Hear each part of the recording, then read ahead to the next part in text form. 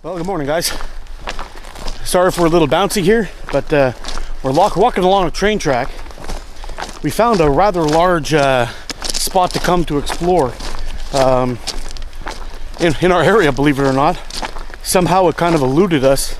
It's kind of bordered by houses to get into it, but once you get into it, it goes for quite a ways. We've been on this track now for about 10 minutes, kind of walking, 15 minutes coming down. And it's bush as far as your eye could see. See that? Give you a quick 360 here. So,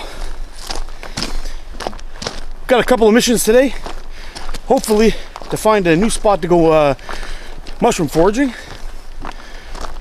2. Okay, we got some signs here. What does that say? Private property. Oh boy. Maybe out of luck. No trespassing, no hunting, and no four-wheelers. What about the other side? The other side's the same thing. Crap. Well, anyway, we're gonna go down a little farther, just scope it out, see what the deal is, and Guy came out. if we're okay, we'll check it out. If not, we'll go back. Looks like it might not be a place where we're allowed to hike, but we'll go a little farther and see.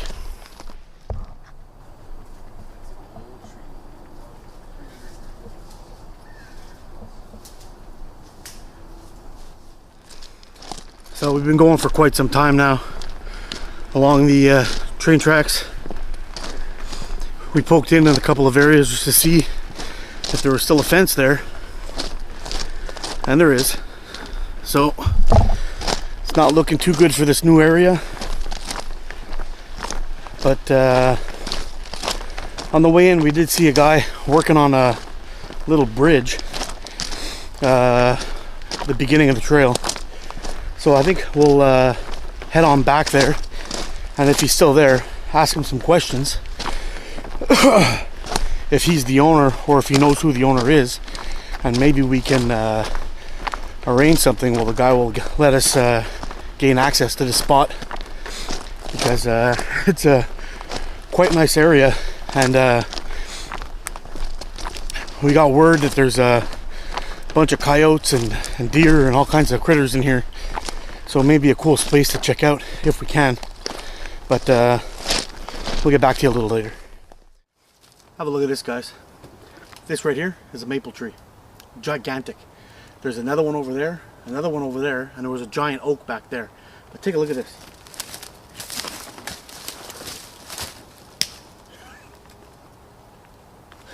Look at that.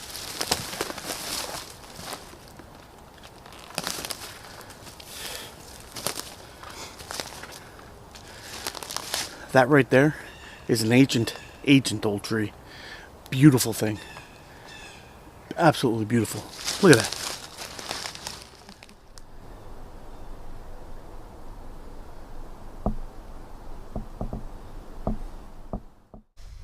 Sorry, guys. Here's the scoop.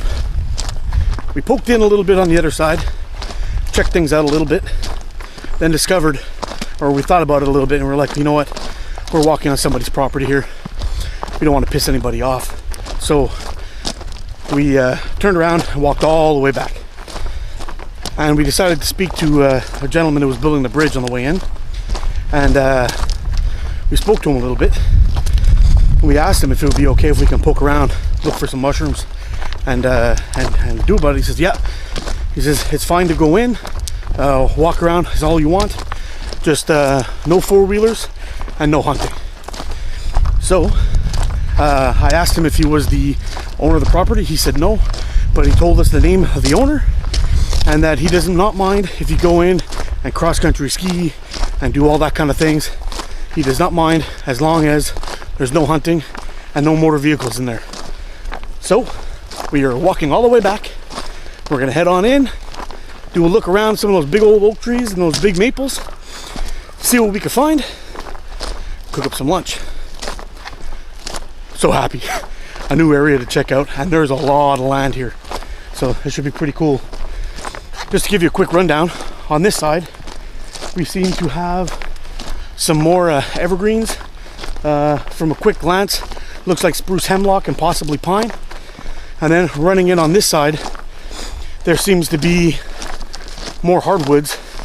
So it could be pretty interesting stuff in here. Yeah. So we're about to head in. I'll show you the signs that we were looking at before. So when you see here, there's no four-wheelers. It says private property, access is not allowed, basically, and no hunting, but we are allowed. So we're gonna head in there and have some fun. I'm in a pretty cool area. It's all balsam fir here. Now, there's many good uses for balsam fir. A lot of them are for fire, but it's also a good thing to use as a antiseptic if you scratch yourself. So I'm gonna give you a quick spin around here, and then I'm gonna show you how to identify one. If I can find the leaves. I believe I found some leaves on this little baby one here, but I'm gonna give you a quick spin around and we'll show you around how to identify them, and we'll go from there. This is kind of a sickly a sickly sapling of balsam fir, but you'll identify it by having the leaves are kind of flat. They're about 1 inch long, and you see the profile of them if you can here. You'll see they're very, very flat, not like a spruce where it's kind of looks like it has a plus sign all the way down. This is flat, and they're about 1 inch long. So that gives you your first tip of balsam fir. Here's a better example of balsam fir. You can see they're much thicker and longer. Go to a point at the end, and if you flip them over, if I can get close enough, you'll see two distinct rows of stomata on the bottom of the leaves, and that is your balsam fir. Second tip is you'll see on the trunk going up there's gonna be little blisters, and inside these blisters, when you pop them, sap comes out. So I'll give you a quick look at that, and we'll check it out, and then we'll go into the uses for the sap and for the wood. On the trunk of the balsam fir, it's got all these little blisters here, all peppered kind of all over the tree, like it's got the mumps or the measles or something. But if you push your thumb on there, or I don't want to do that because it's just going to spray me in the face. So I'll take my little knife and I'll just score it a little bit. There we go.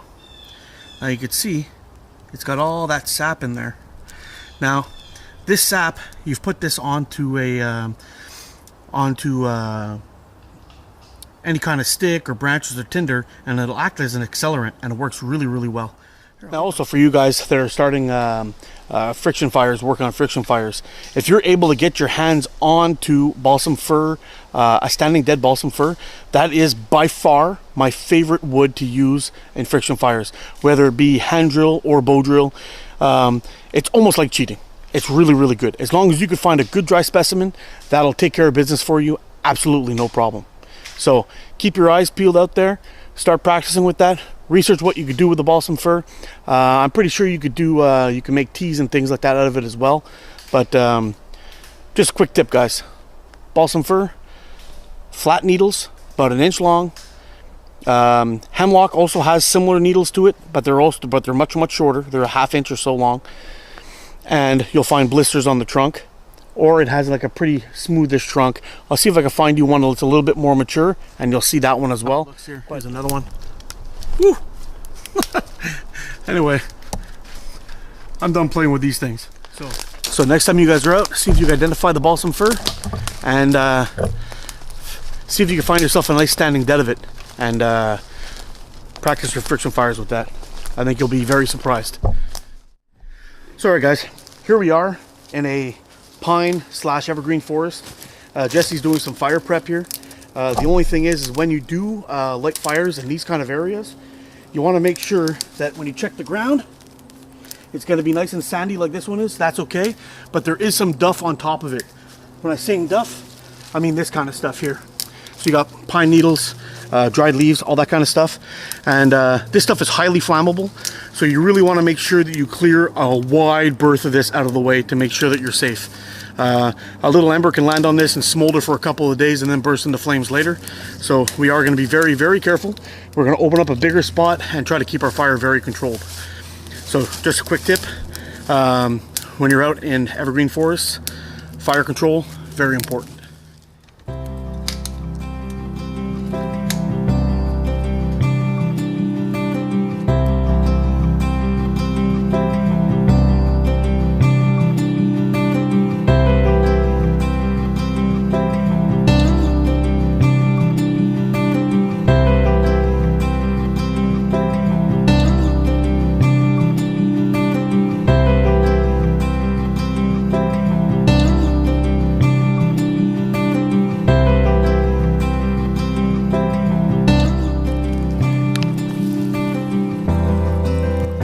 Chicken is looking pretty decent, but it's not quite ready yet. And the Brussels sprouts, how hot is this? Not too bad. It's looking pretty good. Give that a stir. And those aren't quite ready yet, but it's getting there. Today's brewski on the trails. We got Big Ben Porter. This is a beer made over here in Quebec. St. Hyacinthe, I believe, right?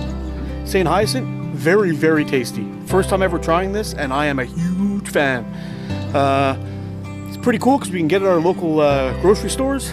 And I'll tilt you down, you can see actually how dark this is. This is a really, really good beer. Not bitter at all. It's actually almost on the sweet side. Very nice. If you can get it, Big Ben Porter. Delicious.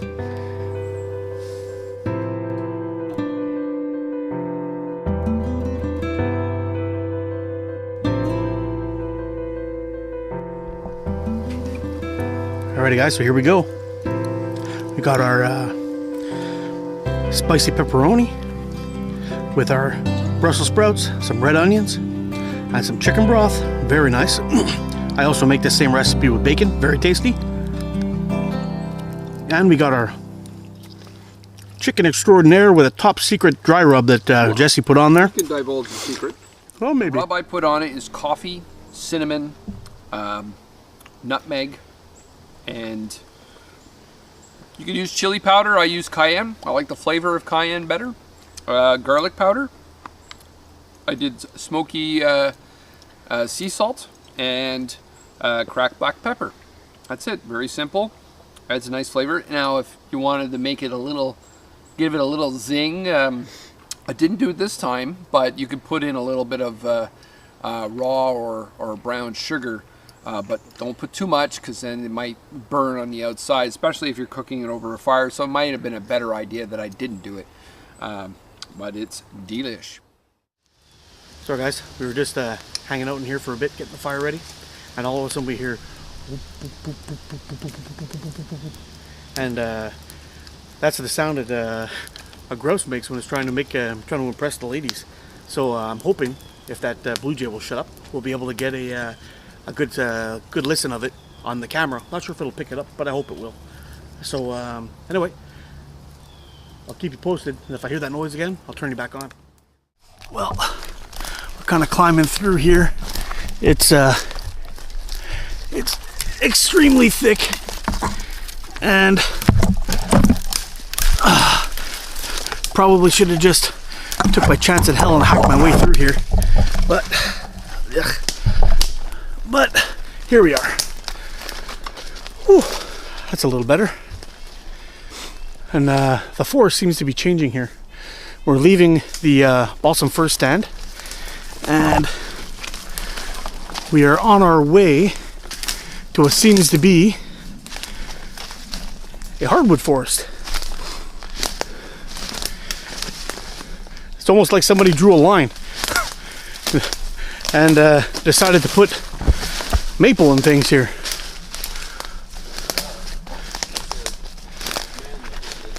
Yep.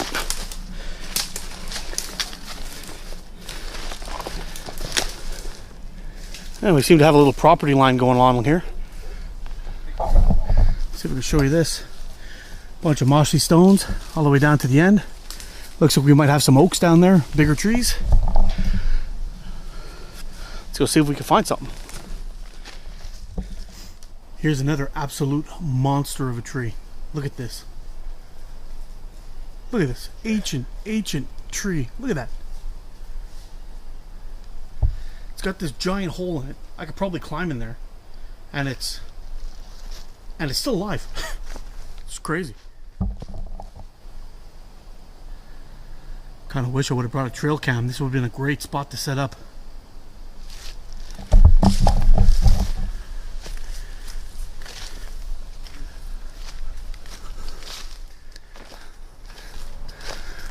Look at this.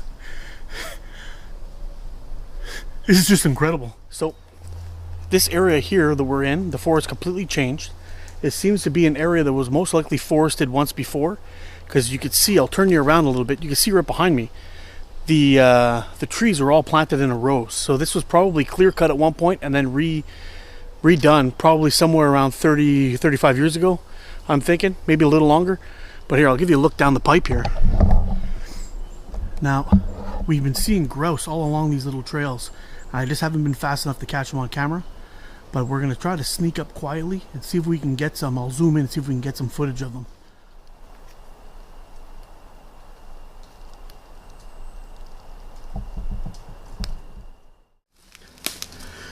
Alright guys, so we found this this pine tree here, standing dead. We decided to push it down, and we're going to collect some fatwood off of it. We checked down by the base of the trunk. We found nothing over there, but we did find at all where the nodes are, where the branches connect. You could pull some out of there. You could see I got a piece here, got another piece here, full of fatwood. I don't know how far down it really goes, but feels pretty good, nice and solid. But I got one more here. We're going to try to chop out and see if we can get a nice piece out of that as well. And I'll know where to come back if I ever need some more. This area is full of pine, and there's a few standing deads, so we should be able to get all kinds of goodies. So let's see if we can get a good chop in here, enough to be able to pull this fatwood out. Oh, there we go. There we go, guys. Take a look at that. Look at all the resin in there. I'm telling you. Oh, that smells good. Look at that. Fatwood harvested from the forest. So, standing deads, you'll find them in the crotches, or whatever you want to call it, where the nodes are, where the branches come out of. And you can find them sometimes down at the bottom, or if they've been cut down, you'll see the roots keep pumping up the sap, and you'll find them down at the chopped down stumps. Unfortunately, we couldn't get close enough, get here in time for that, but we did collect some nice, beautiful fatwood. There we go. Wild hardness goodness. So next time we get a fire, I'm going to use some of this stuff and we'll see how good it is. So now we're in another probably forested spot, as you can tell by the rows. But in this section, it's all pine leaves, all pine trees. And not exactly sure which species of pine. Should have probably checked it while we were still in there. But now we've just walked out of an area that has some big, really big, old dead trees. And we're going to see if we can get some look on some mushrooms now.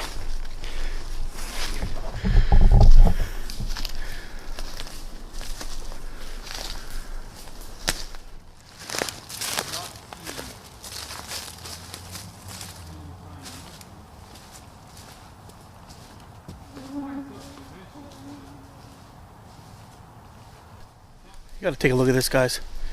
Look at behind me. I got a hill to a beautiful little, I don't want to call it a meadow because it's still forested, but it's kind of a little bit more sparse.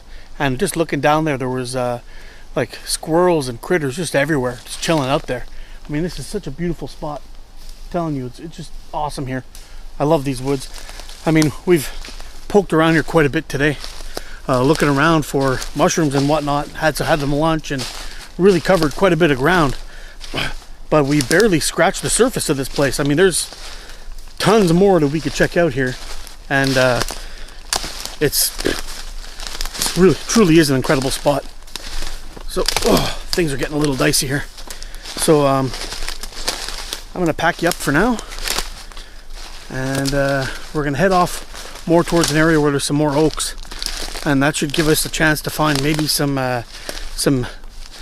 hen or some late chicken in the woods, which would be just awesome if we can get our hand. So guys, here's something interesting. Name that poop. We've got some kind of berry poop here. We're not supposed to have bears in this area, although there has been a sighting in St. Lazare. But if anybody knows any other critters that slam down a whack load of blueberries and start pooping them this time of year, you go ahead and let me know. I'd like to hear your thoughts on that. So there's this big monster of a tree that's collapsed and died. And here's the rest of it. There's some absolute old growth monsters. Sorry guys, I'm not sure if you could pick that up all the way back there, but that's the train tracks that we passed on the way in, or we took in on the way in, and we've only checked on this side of the tracks, and we only scratched a tiny little bit of it. We still got that other side with an equal amount of forest over on that other side that we haven't even come close to yet, and there's going to be a lot of exploring done in here. And the good thing is that we found a spot, a giant chunk of land, privately owned, where we don't have to worry about, is that chicken? Where we don't have to worry about hunters. But look what we missed out on. Growing all on this side, on this side, and right there. Spent and no more good. Totally wish we would have known about this place before. But we'll definitely will be back.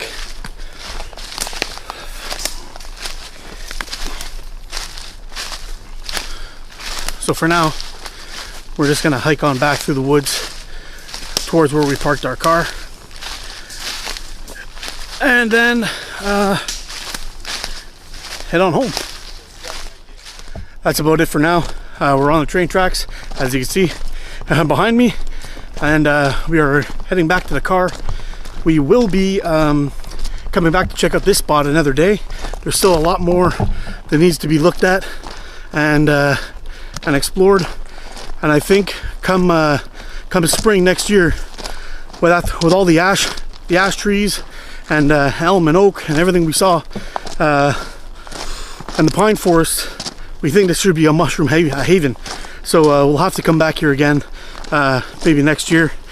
Things have been kind of dry here lately, so it may have been the downfall of a lot of those mushrooms. Victoria Day weekend. Oh, yeah, Victoria Day weekend maybe. The morel mushrooms. Yeah, morel mushrooms. But that's it, guys. Just want to say thanks. Thanks for watching. We'll see you again soon. You guys get out and explore, and so will we. Take care.